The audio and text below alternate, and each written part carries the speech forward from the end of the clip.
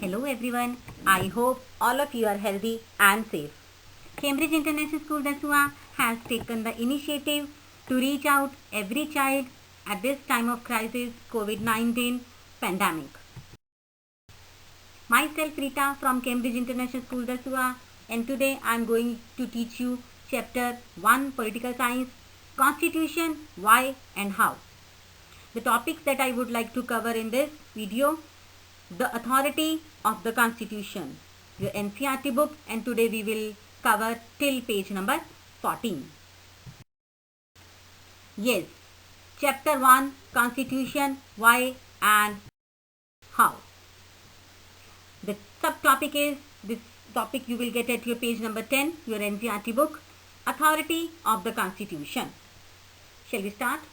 Authority of the Constitution means we have outlined some of the functions of the Constitution in our previous video. These functions explain why most societies have a constitution. Why there are three questions still in our mind, like what is constitution and how effective it is, and is it a constitution just? In most countries, constitution is a compact document only, and that comprises a number of articles about the state, specifying how the state is to be constituted and what norms it should be followed. Rather, in some countries like UK don't have any one single document that can be called a constitution. Rather, they have series of documents, and the decisions that they collectively are referred as a constitution. So we can say that constitution is a document of set of rules and provisions that seeks to perform the function that we mentioned above. So we can say how effective the constitution is. Effectiveness of the constitution depends upon many factors. Like we have to check these functions. We have to check how effective it is.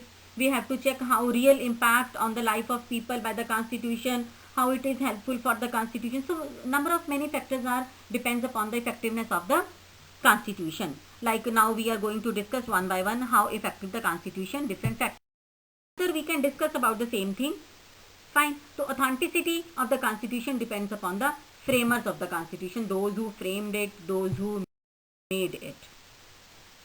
So we can say that constitution made by the representative of the people are more responsible and successful.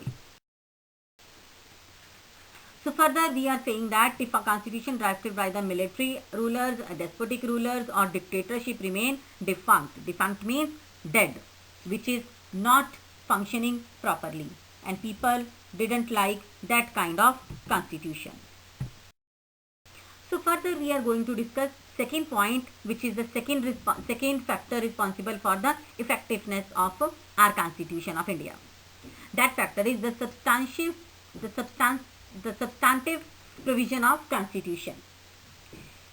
It is the hallmark of successful Constitution that it gives everyone in society some reasons to go along with its provisions. Like we can say in this point we can add, you can also get this point from your page number 12 plus half 13. Constitution that systematically provision or privileges some members at the expenses of others, or the systematically entrenched the power of small groups in the society, would seize a command elegance, means honestly. If any group feels that their identity is being stifled, they will have no reason to abide by the constitution. No constitution is itself achieved perfect justice. But this we have to convince people that it provides the framework of pursuing basic justice. So this is the second factor responsible for the effectiveness of our constitution, the substantive provision of constitution. So the provision which offers equal justice to all sections in the society are very important, determining the popularity of the constitution. So further we can say that all the people should have the reason to support the constitution, means all the people should be in favor of constitution, and constitution should provide all the people comfortness and as well as the reliability, those who can believe. So third factor which is responsible for the effectiveness of constitution is balanced institutional design. How many institutions are in India? 3 institutions. Like we have sheer power in horizontal way: legislature, executive and judiciary. So balanced instructional design. I am going to clear this point. Well-crafted constitution divide power among different institutions. Like constitutions are often subverted, overthrown, not by the people, but by small groups who wish to enhance their own power. Well-crafted constitution fragment power in society intelligently so that no single group can subvert the constitution. One way of such intelligent designing of the constitution is to ensure that no single institution acquires monopoly of power. This is often done by fragmentation of power across different institutions, like Institution of India, for example, horizontal fragmentation power across different institutions like our legislature to make the law, executive to enforce the law, and judiciary to interpret the law. So this system is called checks and balance because one organ checks other so that power could be balanced, and this system is known as BOP, balance of power. An intelligent system of checks and balances has facilitated the success of Indian Constitution.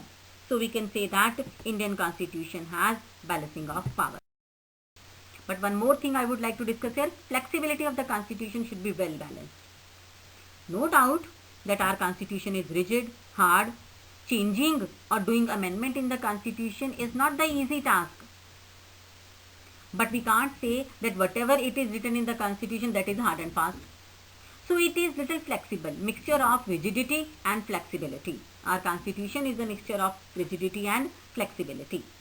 Like too rigid a Constitution is likely to break under the weight of change. A Constitution that is, on the other hand, we can say too flexible will give no security. So we can say that our Constitution is rigid as well as flexible. Means our Constitution is a living document. Yes, it is living document. Because one more thing I would like to add here, the Constitution has ensured that it will survive as a document, respected by the people. So this arrangement is also sure that no section of group can subvert the Constitution. Now let's revise the whole content, the whole question we have done today, the factors responsible for effectiveness of Constitution. These 3 factors you will explain, and your question number 1, the same is, explain the features that make Indian Constitution effective one. Second, how balanced institutions, but these 3 institutions you have to discuss in this question, your executive, legislature as well as your judiciary system. How balanced institutions are designed in Indian Constitution. Can a single institution acquire monopoly of power?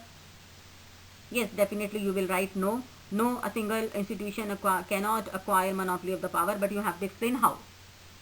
So these are the 2 questions, and you can also get help from page number 11, 12, 13, 14. These 2 questions you will write in your notebook and revise also. So all the best, and we will continue the same chapter in our next meet. Thank you. Have a wonderful day. Stay home and stay safe. Thank you very much.